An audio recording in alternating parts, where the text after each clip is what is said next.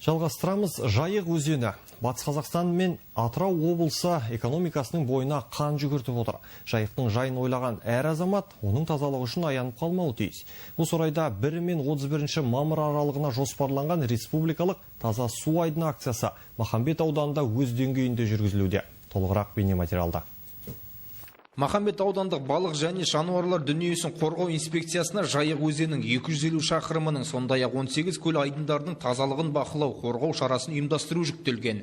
Таза су айдыны акциясы барысында жауаптылар кемемен су айдында жүріп өтіп, иесіз құрылған аулардан тазартты. Нәтижесінде 29 заңсыз ау құралы анықталып, 26 аудан тұрғынына әкімшілік хаттама толтырылған. Әлемді жайлаған індет инспекция жұмысына да әсер еткені байқалады.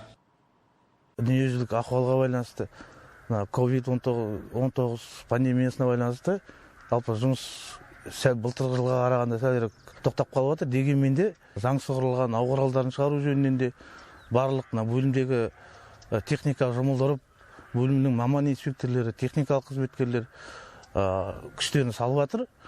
Жалпы осы жұмыс өзінің деңгейінде атқарылып жатыр деген ойдамыз. Сонымен қатар дәл осы күні таза жағалау акциясы да ұйымдастырылғанын да айта кету керек. Бұл бастамаға ауыл тұрғындары, әкімдік дербес бөлімдердің қызметкерлері және еріктілер қатысты. 100-ге жуық белсенді Жайық өзені мен көл айдындарының жағалауларындағы қоқыстарды жинап, тиісті полигонға жеткізу жұмыстарын жүргізді. Жайық жағалауының тазалығы біз үшін, аудан үшін, әсіресе аудан тұрғындарына деген ең үлкен маңызды мәселе болып табылады. Ауданның белсенді жастары ерікті түрде осы таза жағалау акциясына қатысуда. Әрқашанда осындай таза жағалау акциясына аудан жастары болып бірігіп қызмет атқарамыз.